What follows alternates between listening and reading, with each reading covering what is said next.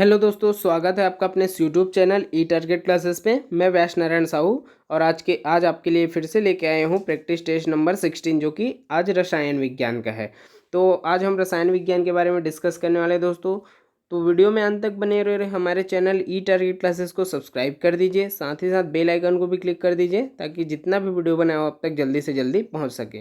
और दोस्तों, हम इससे पहले भी बहुत सारे प्रैक्टिस टेस्ट दे चुके हैं, जो कि आपको प्लेलिस्ट में मिल जाएगा। प्लेलिस्ट में सभी वीडियो अवेलेबल है। आप पिछले वीडियो के लिए प्लेलिस्ट में जा सकते हैं और पूरे वीडियो आपको एक साथ अवेलेबल हो जाएगा दोस्तों। तो देखिएगा दोस्तों, पूरे के पूरे वीडियो आप अच्छे से देखिएगा, क्योंकि बहुत ही इंपॉर्टेंट और अच्छे लेवल के क्वेश्चन ही डला हुआ है, इसमें सेलेक्ट है। और ऐसे भी क्वेश्चन है जो आया हुआ है और जिसके आने की संभावना भी बहुत ज़्यादा है दोस्तों। तो चलिए स्टार्ट करते हैं। हमारा पहला क्वेश्चन है, कांच एक है। तो कांच क्या है? सबसे पहला हमारा क्वेश्चन है, कांच क्या होता है? जो ग्लास है वो क्या होता है? तो ग्लास जो है एक अतिशीतित द्रव होता है। सबसे पहला हमारा जो क्वेश्चन है, कांच एक है, तो कांच क्या होता है? एक अतिशीतित द्रव है। इसका सही आंसर क्या हो जाएगा हमारा? Option number B. Next, hydrogen gas किसे अपचयित नहीं करती है? देखिए निगेटिव क्वेश्चन है, तो हाइड्रोजन गैस किसको अपचयित नहीं करती? इसका जो सही आंसर हो जाएगा गर्म एल्यूमिनियम ऑक्साइड। तो जो हाइड्रोजन गैस है वो गर्म एल्यूमिनियम ऑक्साइड को क्या कर अपचयित नहीं करती है। तो हमारा जो सही आंसर हो जाएगा वो क्या हो जाएगा? गर्म एल्यूमिनियम ऑक्साइड। बाकी जो गर्म cupric oxide, ferric oxide, stannic oxide, ये सब को क्या करती है? अपचयित करती है, लेकिन गर्म एल्यूमिनियम ऑक्साइड को अपचयित नहीं करती। तो हमारा जो आंसर है ऑप्शन नंबर डी हो जाएगा। नेक्स्ट है, एक्वा फोर्टिस कहलाता है। दोस्तों ये वेरी इंपॉर्टेंट क्वेश्चन है, ध्यान में रखिएगा। एक्वा फोर्टिस, क्योंकि ऐसा नाम बहुत कम ही लोगों ने सुना होगा। तो एक्वा फोर्टिस को किस किस चीज़ को एक्वा फोर्टिस बोलते हैं? तो जो नाइट्रिक अम्ल है HNO3, इसको क्या बोलते हैं? एक्वा फोर्टिस के नाम से भी जाना जाता है। इस चीज़ को स्पिरिट ऑफ नाइटर भी बोलते हैं। स्पिरिट ऑफ नाइटर इसका एक अन्य नाम है, स्पिरिट ऑफ नाइटर भी बोलते हैं। और इस HNO3 का निर्माण जो है चिली सॉल्ट पीटर विधि द्वारा किया जाता है। ये भी याद रखिए आप, Chile saltpetre. Chile saltpetre विधि द्वारा क्या किया जाता है? HNO3 का जो है निर्माण है वो भी किया जाता है। तो एक्वा फोर्टिस किसको बोलते हैं? नाइट्रिक अम्ल या HNO3 को ही क्या बोलते हैं? एक्वा फोर्टिस के नाम से जाना जाता है। एक बार और इसको क्या बोलते हैं? स्पिरिट ऑफ नाइटर भी बोला जाता है। नेक्स्ट है दोस्तों, उत्कृष्ट गैसों की इलेक्ट्रॉन बंधुता लगभग बराबर होती है। लगभग किसके बराबर होती है? तो उत्कृष्ट गैसों की जो इलेक्ट्रॉन बंधुता है या इलेक्ट्रॉन एफिनिटी जिसको बोलते हैं EA, इलेक्ट्रॉन एफिनिटी, वो किसके बराबर होती है? लगभग 0 के बराबर होती है दोस्तों, ध्यान में रखिएगा। तो उत्कृष्ट गैसों की इलेक्ट्रॉन बंधुता क्या हो जाएगा? 0 के बराबर हो जाएगा। 18th जो ग्रुप है वो क्या हो जाता है? उत्कृष्ट गैसों वाला हो जाता है, जैसे हीलियम हो गया, नियान, आर्गन, क्रिप्टॉन, जेनॉन, रेडॉन, ये जितने भी है सब उत्कृष्ट गैसें हैं। और इनकी उपस्थिति वायुमंडल में केवल 1% है। तो 1% की उपस्थिति किसकी है? उत्कृष्ट गैसों की है। और ये इलेक्ट्रॉन बंधुता होता क्या है ये भी जान लेते हैं। तो जो इलेक्ट्रॉन बंधुता या इलेक्ट्रॉन एफिनिटी क्या होता है? किसी भी उदासीन या जो विलगित निकाय होता है उसके संयोजी कोष में एक इलेक्ट्रॉन जोड़ने के लिए लगने वाली ऊर्जा को ही क्या बोलते हैं? इलेक्ट्रॉन बंधुता बोला जाता है, याद रखिएगा। और जितनी ज़्यादा इलेक्ट्रॉन बंधुता जो है किसी भी चीज़ का, जितना ज़्यादा होगा उसका आकार जो है उतना ही छोटा होता है। मतलब ये होगा कि जैसे जैसे आकार या किसी भी तत्व की या आकार बढ़ेगा तो उसकी जो इलेक्ट्रॉन एफिनिटी है वो क्या हो जाएगी? कम हो जाएगी। तो यहाँ से हमारा जो इलेक्ट्रॉन बंधुता जो है किसके बराबर हो जाएगी? 0 के बराबर हो जाती है। नेक्स्ट है, कैलोमल है। देखिए दोस्तों, ऐसे डायरेक्ट नाम पूछा जा सकता है, इंपॉर्टेंट है। तो कैलोमल क्या होता है? जो HgCl2 और Hg2Cl2 जो है यही क्या है होता है? कैलोमल होता है। जो CuSO4 5H2O है ये क्या होता है? इसको बोलते हैं नीला थोथा। ये होता है आपका नीला थोथा। और ये जो FeSO4 7H2O इसको बोलते हैं हरा कशिश भी बोला जाता है, हरा कशिश। तो जो कैलोमल है वो क्या हो जाएगा? Hg2Cl2।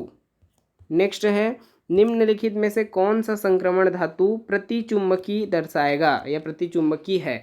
तो दोस्तों आप सभी को पता है प्रतिचुंबकी जिसमें सभी इलेक्ट्रॉन युग्मित होंगे। युग्मित, जब भी सभी इलेक्ट्रॉन जिसमें युग्मित होंगे वो क्या हो जाएगा, प्रतिचुंबकीय हो जाएगा, और जिसमें एक भी अयुग्मित इलेक्ट्रॉन पाया जाएगा वो क्या होता है, अनुचुंबकीय होता है। तो Zn2+ आयन, तो जो Zn2+ आयन है वो इसमें एक भी अयुग्मित इलेक्ट्रॉन नहीं है, मतलब सभी के सभी इलेक्ट्रॉन इसमें क्या होते हैं, युग्मित होते हैं। जैसे इसके लास्ट कोर्स में क्या हो जाएगा, Zn2 का जो है टोटल हो जाएगा 30। तो 30 इलेक्ट्रॉन को जब हम इलेक्ट्रॉनिक कॉन्फ़िगरेशन लिखेंगे, इसके इलेक्ट्रॉनिक विन्यास लिखेंगे, तो लास्ट वाला कोर्स जो बनेगा 3D10 का बनेगा। 3D10 मतलब जो डी ब्लॉक है उसमें कितने इलेक्ट्रॉन आएंगे, पूरे 10 के 10 इलेक्ट्रॉन इसमें भरे जाएंगे। तो देखिए इसमें पूरे 10 के 10 इलेक्ट्रॉन जब भरे जाएंगे तो इसमें एक भी अयुग्मित इलेक्ट्रॉन नहीं रहेगा, मतलब सभी के सभी इलेक्ट्रॉन क्या हो गया इसमें युग्मित, इसलिए ये क्या दर्शाएगा, प्रतिचुंबकी दर्शाएगा। तो ध्यान में रखिएगा, ये इंपॉर्टेंट क्वेश्चन है, ये आया हुआ भी क्वेश्चन है दोस्तों, वेरी इंपॉर्टेंट है। नेक्स्ट है, जल वाष्प, जल और बर्फ में एंट्रोपी का बढ़ता क्रम क्या है। तो देखिए एंट्रोपी क्या होता है, एंट्रोपी कैसे बढ़ता है, जिस चीज़ में जितनी ज़्यादा अव्यवस्थाएं होती है या किसी भी चीज़ की अव्यवस्था जितनी ज़्यादा होगी उसकी एंट्रोपी भी उतनी ही ज़्यादा होती है। तो देखिए जो जल वाष्प होता है, जल वाष्प जो होता है वो उसकी जो आकार है, आकृति है, वो क्या होता है, अनियमित होता है, मतलब हम उसकी जो आकार है उसको हम डिफाइन नहीं कर पाएंगे। तो जल वाष्प में सबसे ज़्यादा अनियमितता पाई जाती है, इसलिए जल वाष्प की एंट्रोपी सबसे ज़्यादा होगी। उसके बाद किसका होगा, वाटर का होगा। उसके बाद किसका होगा, आइस का होगा। मतलब जो आइस है वो सबसे क्या हो जाएगा, सॉलिड फॉर्म। तो सॉलिड फॉर्म होगा, इसका मतलब उसकी जो आकृति है वो क्या हो जाएगी, एक नियमित हो जाएगी, उसमें अव्यवस्थाएं सबसे कम होगी, इसलिए इसकी एंट्रोपी सबसे कम हो जाएगी। लेकिन बढ़ता हुआ क्रम बोला है तो सबसे ज़्यादा जल वाष्प का होगा, फिर वाटर का होगा, फिर आइस का होगा। तो हमारा जो आंसर हो जाएगा क्या हो जाएगा, जल वाष्प, फिर वाटर, फिर आइस। तो हमारा पहला वाला आंसर क्या हो जाएगा दोस्तों, सही हो जाएगा। नेक्स्ट है, अनुत्क्रमणी प्रक्रम के लिए डेल्टा एस का मान होता है। तो याद रखिएगा अनुत्क्रमणी प्रक्रम के लिए डेल्टा एस जो है निगेटिव होता है। क्या होगा, डेल्टा एस जो है निगेटिव होता है। तो निगेटिव यहाँ पर कौन सा आ जाएगा, delta S is less than zero. हमारा सही आंसर क्या हो जाएगा, delta S is less than zero. याद रखिए दोस्तों, अनुत्क्रमणी प्रक्रम क्या होता है, जो केवल एक ही दिशा में चलती है और जो कभी भी साम्य को प्राप्त नहीं करती, इसको क्या बोलते हैं, अनुत्क्रमणी प्रक्रम बोला जाता है। नेक्स्ट है, लार का पीएच मान होता है। ऐसा सिंपल क्वेश्चन भी पूछा जाता है, तो आपको याद रखना है दोस्तों, क्योंकि क्वेश्चन कहीं से भी और कैसे भी पूछा जा सकता है। तो लार का पीएच मान कितना होता है, इसका जो पीएच मान होता है 6.5 टू 7.5 के बीच में होता है। तो हमारा यहाँ पर ऑप्शन के हिसाब से हमारा 6.5 क्या हो जाएगा, सही आंसर हो जाएगा। जो 9 होता है ये धावन सोडा का होता है। धावन सोडा का जो पीएच वैल्यू हो जाता है वो 9 होता है। 8.5 किसका होता है, सी वाटर का। सी वाटर का पीएच वैल्यू क्या हो जाएगा, 8.5 होता है। और हमारा लार का पीएच मान कितना होगा, 6.5 से 7.5 के बीच। नेक्स्ट है, एस्टर का जल अपघटन किस प्रकार की अभिक्रिया है। दोस्तों एस्टर का जल अपघटन पूछा गया है कि किस प्रकार की अभिक्रिया है। तो ये न तो मंद होती है और न ही तीव्र होती है, ये दोनों प्रकार की अभिक्रिया होती है। तो इसमें मतलब इसमें क्या हो जाएगा, न ही मंद और न ही तीव्र। न तो एस्टर का जल अपघटन न तो बहुत तीव्रता से होती है और न ही बहुत मंद गति से होती है, मतलब ये दोनों के बीच का फॉर्म हो जाएगा। तो एस्टर का जल अपघटन क्या हो जाएगा, न ही मंद न ही तीव्र गति से। क्रियाशीलता के बढ़ने का सही क्रम क्या है, वेरी इंपॉर्टेंट क्वेश्चन है दोस्तों ये भी। तो क्रियाशीलता के बढ़ता हुआ क्रम क्या हो जाएगा, सबसे पहले आता है हमारा पोटेशियम, फिर क्या आता है सोडियम, फिर क्या आता है कैल्शियम, और फिर क्या आता है एल्यूमिनियम। तो याद रखिएगा सबसे ज़्यादा क्रियाशील पोटेशियम, पोटेशियम के बाद क्रियाशील हमारा सोडियम, और सोडियम के बाद क्रियाशील देखा जाए तो कैल्शियम, उसके बाद सबसे जो लास्ट में आएगा वो एल्यूमिनियम। तो हमारा जो सही आंसर हो जाएगा option number D. Option number D क्या हो जाएगा सही आंसर, सबसे पहले पोटेशियम, फिर सोडियम, फिर कैल्शियम, फिर एल्यूमिनियम। नेक्स्ट है, पीएच मान में कमी के साथ संचारण की दर होती है। तो पीएच मान दोस्तों क्या रिलेशन होगा पीएच मान और संचारण की दर के बीच। तो pH value is inversely proportional to संचारण की दर। इसका मतलब क्या हो जाएगा, पीएच मान जितना ज़्यादा रहेगा उसके संचारण की दर जो है उतनी ही कम रहेगी। ध्यान में रखिएगा, तो क्या हो जाएगा पीएच मान में, अब यहाँ पर क्या बोल रहे हैं पीएच मान में कमी, जब पीएच मान कम हो रही है इसका मतलब संचारण की दर क्या हो जाएगी हमारी, बढ़ जाएगी। याद रखिएगा पीएच मान में कमी के साथ संचारण की दर क्या होती है, बढ़ती है। एक और इसमें याद रखने के लिए पॉइंट है कि पीएच वैल्यू जब 3 होती है तो संचारण की दर सबसे तीव्र होती है। ध्यान में रखिएगा, तीव्र संचारण होता है जब पीएच वैल्यू कम होगा।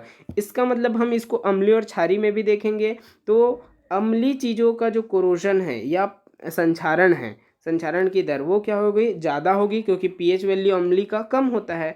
और क्षारीय चीज़, जो भी चीज़ क्षारीय होगा उसका पीएच वैल्यू ज़्यादा होता है, और पीएच वैल्यू ज़्यादा होगा इसका मतलब उसका कोरोजन जो रेट है वो क्या हो जाएगा, हमारा कम हो जाएगा। अम्लीय और क्षारीय के बेस पर भी हम इसको देख सकते हैं। नेक्स्ट है नायलॉन 66 का एक लग है, इंपॉर्टेंट है दोस्तों, नायलॉन 66।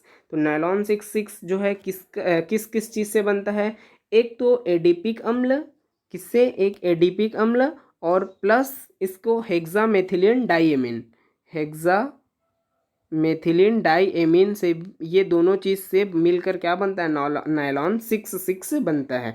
तो हमारा यहाँ पर एक लग क्या हो जाएगा, एडिपिक अम्ल हो जाएगा। दूसरा चीज़ देखते हैं, जो ब्यूटाडाइइन है, ये ब्यूटाडाइइन है, ये किसका हो जाएगा, पॉलीब्यूटाडाइइन का एक लग होता है, पॉलीब्यूटाडाइइन का, पॉलीब्यूटाडाइइन का क्या हो जाएगा, ब्यूटाडाइइन। और आप सभी को पता है फॉर्मेल्डिहाइड किसका होता है, फॉर्मेल्डिहाइड प्लस फेनॉल, ये दोनों मिलकर क्या बनाते हैं, बेकेलाइट बनाते हैं। क्या बनता है, बेकेलाइट। उसके बाद देखते हैं एथिलीन ग्लाइकॉल। तो एथिलीन ग्लाइकॉल किसका हो जाएगा, ये एथिलीन ग्लाइकॉल है वो टेरिलीन का होता है, किसका, टेरिलीन का एक लग होता है। एथिलीन ग्लाइकॉल प्लस टर्फेलिक जो एसिड होता है वो दोनों मिलकर क्या बनते हैं, टेरिलीन बनता है। तो याद रखिएगा जो नायलॉन 66 का एक लग हो जाएगा हमारा क्या हो जाएगा, एडिपिक अम्ल। याद रखिएगा दोस्तों, ये फॉर्मेल्डिहाइड तो कई बार आया हुआ क्वेश्चन है, फॉर्मेल्डिहाइड प्लस फेनॉल मिलकर क्या बनता है, बेकेलाइट बनता है, याद रखिए। नेक्स्ट है 1 लीटर वाले पात्र में 1 मोल PCl5 गर्म किया जाता है, साम्यावस्था पर 40% PCl5 का वियोजन नहीं हुआ। देखो नहीं हुआ बोल रहे हैं, इसका मतलब 60% का वियोजन हुआ होगा, आप सभी को पता है। तो Kc का मान ज्ञात कीजिए। दोस्तों ऐसे कंडीशन में हमको डायरेक्ट फाइंड आउट करना है और डायरेक्ट हमको क्या करना है, इसका फॉर्मूला याद रखना है, क्योंकि हम स्टार्टिंग से भी बनाएंगे तो हमको एक जगह जाके फॉर्मूला ही मिलेगा, उसके बाद हम उसमें मान रखते हैं। तो ऐसे चीज़ों के लिए हमको डायरेक्ट फॉर्मूला क्या याद रखना है, हमको Kc बराबर क्या हो जाएगा, x का square upon a minus x into v. तो ये हमारा क्या हो जाएगा, फॉर्मूला हो जाएगा। x क्या हो जाएगा हमारा, वियोजित मोलों की संख्या, a जो है प्रारंभिक मोलों की संख्या, और ये जो v होता है वो आयतन हो जाता है। तो दोस्तों ध्यान में रखिएगा हम कैसे निकालेंगे। देखो यहाँ पर 40% वियोजित नहीं हुआ है बोल रहा है, इसका मतलब कितना परसेंट वियोजित हुआ है, 60% वियोजित हुआ है। तो परसेंट में देखा जाए तो 60% है, लेकिन हम उसको वैल्यू में परसेंट में नहीं लेंगे। तो हमारा जो x का वैल्यू हो जाएगा Kc बराबर क्या हो जाएगा, 0.6 मल्टीप्लाई 0.6 अपॉन a का वैल्यू, प्रारंभिक वैल्यू हमको क्या लेना है, हमेशा 1 लेना है, तो प्रारंभिक वैल्यू 1 मानेंगे, 1 माइनस 0.6 और मल्टीप्लाई आयतन भी हमारा क्या हो जाएगा 1। तो ये क्या हो जाएगा वैल्यू 0.36 डिवाइड बाई, ये इसको हम माइनस करेंगे तो 0.4, इसको सॉल्व करने पर क्या आएगा दोस्तों 0.9। तो 0.9 क्या हो जाएगा, Kc का वैल्यू हो जाएगा, हमारा आंसर क्या हो जाएगा 0.9। तो ये इंपॉर्टेंट है, आपको याद रखिएगा, याद रखना है, क्योंकि देखिए PCl5 के लिए डायरेक्ट आप Kc का वैल्यू याद रखना, Kc बराबर क्या हो जाएगा, x square a minus x into v. तो ये है हमारा डायरेक्ट वैल्यू, हमको बहुत लंबा चौड़ा इसको सॉल्व करने की ज़रूरत नहीं है दोस्तों, डायरेक्ट हम इस फॉर्मूले से इसको फाइंड आउट कर सकते हैं। नेक्स्ट है OH माइनस का संयुग्मी क्षार है, तो OH माइनस का संयुग्मी क्षार क्या हो जाएगा, O2 माइनस। तो O2 माइनस हमारा संयुग्मी क्षार क्या हो जाएगा, O2 माइनस हो जाएगा। निम्नलिखित में से कौन सा अनुचुंबकी प्रकृति दर्शाता है।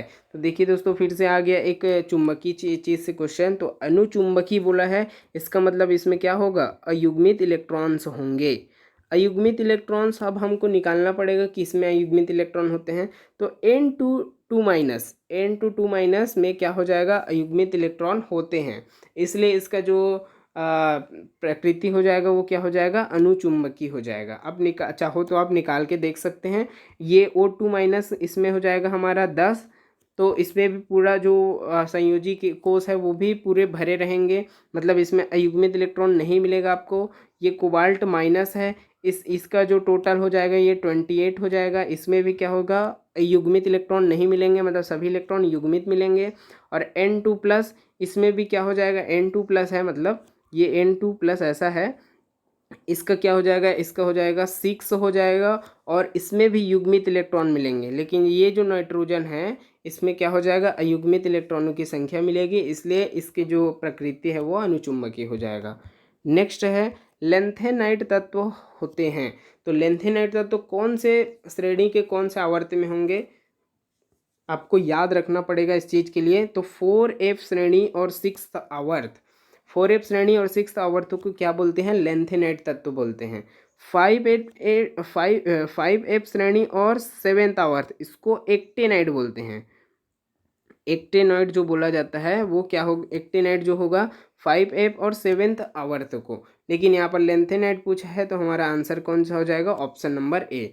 इस ये जो लेंथेनाइट तत्व है या एफ ब्लॉक तत्व बोलते हैं इसको, ये टोटल मिला के क्या होते हैं, ए ब्लॉक तत्व भी बोलते हैं। और इसी को आंतरिक संक्रमण तत्व भी बोलते हैं। क्या बोलते हैं, आंतरिक संक्रमण तत्व। क्यों बोला जाता है, क्योंकि इसमें जो डी ब्लॉक होता है उसके अंदर ही क्या होता है, संक्रमण होता है। डी ब्लॉक के अंदर संक्रमण होता है, इसलिए इसको आंतरिक संक्रमण तत्व भी बोला जाता है।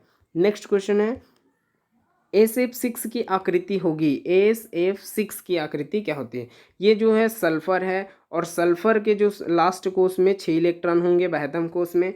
तो 6 इलेक्ट्रॉन जो है 6 फ्लोरीन से क्या हो जाएगा, सिग्मा बॉन्ड बना लेंगे। इसका मतलब 6 सिग्मा बॉन्ड बनेगा और 0 लोन पेयर बनेगा, मतलब सभी के सभी जो इलेक्ट्रॉन है वो क्या हो जाएगा, सिग्मा बॉन्ड बना लेंगे। इसका मतलब इसमें एक भी लोन पेयर नहीं बनेगा। तो इसका जो संकरण है वो क्या हो जाएगा, sp3d2, मतलब 1 और 3 1 4 2 6।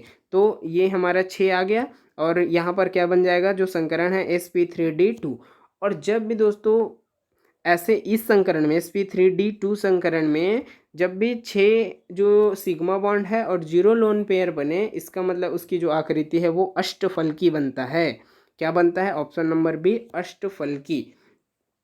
याद रखिएगा, जब भी 6 पाई बॉन्ड और +0 लोन पेयर हो गया तो इसमें क्या बनेगा, अष्टफलकी बनेगा। तो हमारा यहाँ पर के लिए आंसर कौन सा हो जाएगा, ये वाला। और जब भी 5 जो है सिग्मा बॉन्ड बनेगा और एक लोन पेयर बन रहा होगा, तो ये हमारा जो वर्ग बनेगा वो वर्ग पिरामिडी बनेगा। क्या बनेगा, वर्ग पिरामिडी, ये वाला जो बनेगा ये इस कंडीशन में बनेगा। और ये जो वर्ग वर्ग पिरामिडी के लिए वो हो गया। और वर्ग समतली के लिए देखा जाए तो 4 सिग्मा बॉन्ड और 2 लोन पेयर जब मिलेगा तो ये क्या बन जाएगा, वर्ग समतली बन जाएगा। दोस्तों ध्यान में रखिएगा, ये तीनों जो चीज़ है वो तीनों को आप याद रखिएगा। तो SF6 की आकृति क्या हो जाएगा, अष्टफलकी। नेक्स्ट है एल्कोहल की अम्लीय सामर्थ्य का बढ़ता हुआ क्रम है। तो एल्कोहल का देखिए यहाँ पर दिया है 1 डिग्री 2 डिग्री, इसका मतलब 1 degree alcohol, 2 degree alcohol, 3 degree alcohol और 0 डिग्री एल्कोहल। तो जो 0 डिग्री एल्कोहल है वो सबसे ज़्यादा अम्लीय होता है। याद रखिएगा, अम्लीय सामर्थ्य ये हम कैसे देखते हैं, प्रेरणिक प्रभाव से, +I इफेक्ट जो होता है उसके हिसाब से हम इसकी अम्लीय सामर्थ्य को बताते हैं। क्योंकि अम्लीय सामर्थ्य इसका मतलब +I इफेक्ट रहेगा, तो वो प्रोटॉन क्या करेगा, त्यागेगा, प्रोटॉन त्यागेगा, इसका मतलब उसको इसमें अम्लीय सामर्थ्य हमको पता चल जाएगा। तो 0 डिग्री का अम्लीय सामर्थ्य सबसे ज़्यादा होता है, उसके बाद 1 डिग्री का, फिर 2 डिग्री का, फिर 3 डिग्री का। दोस्तों 3 डिग्री में सबसे ज़्यादा ऋणात्मक होंगे, सबसे ज़्यादा ऋणात्मक होंगे, इसलिए इसका स्थायित्व क्या हो जाएगा, सबसे कम हो जाएगा। ये भी ध्यान में रखिएगा। तो हमारा यहाँ पर अम्लीय सामर्थ्य पूछा है, तो अम्लीय सामर्थ्य के लिए सबसे पहले 0 डिग्री का अम्लीय सामर्थ्य सबसे ज़्यादा होगा, फिर 1 डिग्री का, फिर 2 डिग्री का, फिर 3 डिग्री का है, याद रखिएगा। और ये किससे हमको पता चलता है, +I इफेक्ट, मतलब प्रेरणिक प्रभाव से। नेक्स्ट है प्रोड्यूसर गैस है, तो ये तो आप सभी को मेरे हिसाब से पता ही होगा दोस्तों कि जो प्रोड्यूसर गैस या उत्पादक गैस किसको बोला जाता है। तो प्रोड्यूसर गैस क्या होता है, CO+N2। CO+N2 क्या है, प्रोड्यूसर गैस है दोस्तों। और CO+H2 क्या होता है, इसको बोलते हैं वाटर गैस। वाटर गैस या भाप अंगार गैस भी बोला जाता है। तो वेरी इंपॉर्टेंट है दोस्तों, जितने भी क्वेश्चन है वो बहुत इंपॉर्टेंट है। इससे आपको कॉन्सेप्ट भी क्लियर होगा, और जितना ज़्यादा वीडियो को देखेंगे उतना ही ज़्यादा ये क्वेश्चन आपको अच्छे से याद हो जाएगा, क्योंकि जो क्वेश्चन आएगा वो इसी से रिलेटेड ही क्वेश्चन आता है दोस्तों। इसको हम सिलेबस वाइज ही लिए हैं ताकि आपको कोई भी दिक्कत ना हो, और जितने भी क्वेश्चन है वो आप, और जितने भी कॉन्सेप्ट है वो आपको जल्दी से जल्दी और अच्छे से अच्छे लेवल पे याद हो दोस्तों। यही हमारा मेन उद्देश्य है। नेक्स्ट क्वेश्चन है, क्लोरीन के बाद सबसे अधिक विद्युत ऋणात्मकता तत्व कौन सा है। तो ऋण विद्युतीय तत्व क्लोरीन के बाद सबसे ज़्यादा कौन होता है। ये क्वेश्चन का आंसर आप हमको कमेंट बॉक्स में कमेंट करके बताएंगे दोस्तों, और हम चाहते हैं कि इसका आंसर आप सही और अच्छे से ही देंगे, सोच समझ कर देंगे। तो इसका आंसर आप हमको कमेंट बॉक्स में दीजिएगा दोस्तों। वीडियो अच्छा लगे तो ज़्यादा से ज़्यादा लाइक कीजिए, शेयर कीजिए, और हमारे चैनल ई टारगेट क्लासेस को सब्सक्राइब नहीं किए हैं तो सब्सक्राइब करना बिल्कुल ना भूलें, सब्सक्राइब कर ही दीजिए। मिलते हैं नेक्स्ट वीडियो में, और हमारे साथ ऐसे ही बने रहिए दोस्तों। Thank you.